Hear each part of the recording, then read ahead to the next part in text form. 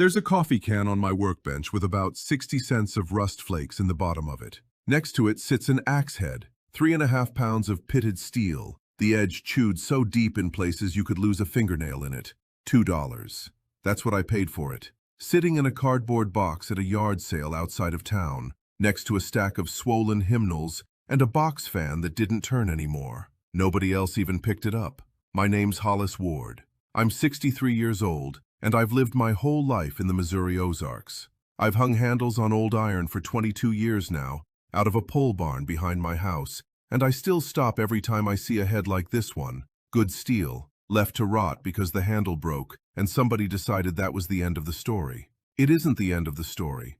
It's the beginning of this one. Stay with me. By the time this is over, you'll know exactly what it cost me to bring this axe back from the dead, what it'll cost you to do the same thing with whatever's rusting in your own shed, and why the man behind the hardware counter never once mentions any of it. Here's what nobody tells you when you're standing in the tool aisle, holding a $40 axe with a fiberglass handle.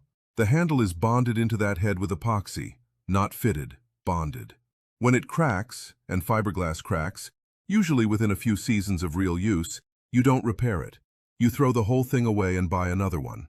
That's not an accident of design, that's the design. My grandmother Verna never threw an axe away in her life. She bought that head in 1958 at an implement sale outside West Plains, Missouri, for 35 cents, because the handle was gone and nobody else wanted to deal with it.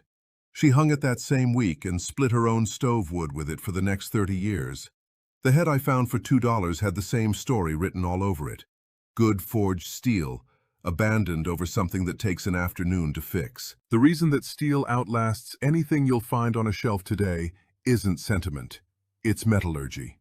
A head forged the old way, high-carbon steel, hammered and drawn out at the bit, holds an edge and takes a strike without chipping. Council Tool, still forging axe heads out of Lake Waccamaw, North Carolina, has been doing it that way since 1886. The company never stopped, because the method never stopped working. What changed is what gets bolted onto it. Cheap composite handles that can't be replaced, so the whole tool becomes disposable the moment one part fails. That's the real problem. It was never really about rust. Rust is the easy part. The real problem is that we've been trained to see a $40 tool as garbage the second the weakest, cheapest part of it breaks, instead of seeing a 3.5-pound piece of good steel that outlasted the man who forged it and has decades of work still left in it. Rust comes off with two things: acid and time, or electricity and time. White vinegar, the same jug you'd buy for $4 at any grocery store, is a mild acetic acid. Submerge the head, let it sit 24 to 48 hours, and the acid eats the iron oxide off the surface without touching the good steel underneath. If you want it faster, you build what's called an electrolysis bath, a plastic tub, washing soda, a scrap of rebar, and a battery charger. You're not scrubbing rust off. You're reversing it, pulling the oxide molecules back off the metal one layer at a time, the same principle that recharges a dead battery. You're just running the current the other direction. Conservators at maritime museums have used that same electrolytic method since the 1970s to pull centuries of corrosion off iron shipwreck artifacts without damaging them. Once the head is clean, the handle is where most people get it wrong. You need straight grain hickory, a handle blank where the wood grain runs parallel to the length of the handle, not diagonal across it. That's the difference between a handle that survives a glancing strike and one that snaps at the neck, the first hard swing. It's the same reason a fence post, split by hand out of a log, lasts longer than one cut across the grain on a table saw. You're following the wood's natural lines instead of fighting them. The U.S. Forest Products Laboratory in Madison, Wisconsin, established in 1910, has tested hickory's shock resistance against every other domestic hardwood for over a century, and hickory still wins for tool handles. That's not folklore. That's 100 years of lab data. A hickory handle blank runs $12 to $18 at most hardware stores or farm supply stores. A can of boiled linseed oil runs about $8 and will finish a dozen handles. You'll also want a coarse file or a wire wheel, sandpaper in 80, 220, and 400 grit, and one steel handle wedge, which costs next to nothing. Here's the sequence. Knock the old rotten wood out of the eye of the head with a drill and a chisel. Take your time. You're not fighting the steel, you're fighting old wood. Shape the new handle's top end down with a rasp until the head slides on tight but square, checking the hang. The angle the bit sits at relative to the handle, from 3 or 4 angles as you go. Drive the head down onto the shoulder with mallet strikes to the butt end. Cut a kerf, a straight saw cut down the center of the exposed top of the handle, about 2 inches deep. Drive the wedge into that kerf.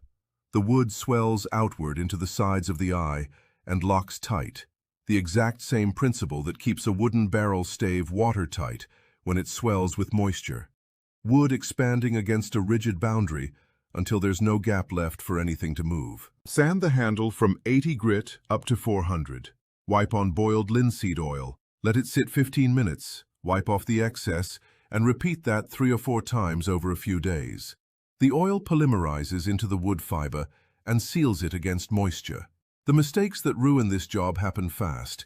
People run the rusted head against a bench grinder to speed things up, and the heat pulls the temper right out of the edge. The steel goes soft, and no amount of sharpening after that will make it hold an edge again. People skip the kerf-and-wedge step and just glue the handle in, and it works loose within a season.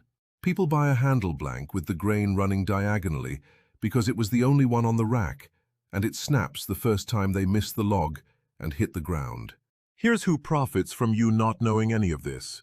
A composite-handled axe with a bonded head runs $35 to $60 retail, and the manufacturer knows it has maybe 3 to 5 years of hard use in it before that bond fails. At that point, you don't call anybody, you don't fix anything, you buy another one.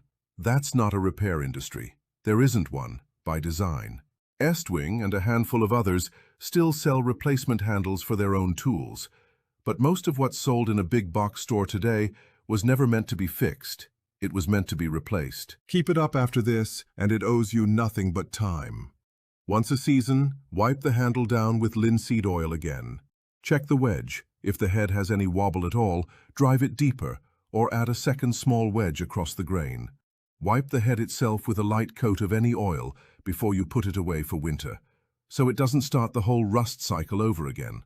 That's it. That's the entire maintenance schedule, and it takes about 10 minutes a year. This weekend, if you've got a rusted head sitting in a shed or a barn or a garage right now, here is exactly what to do. Go to your hardware store and buy 1 straight-grain hickory handle blank for around $15 and 1 can of boiled linseed oil for around $8. Soak the head in a bucket of white vinegar for 24 hours. Hang it using the kerf-and-wedge method.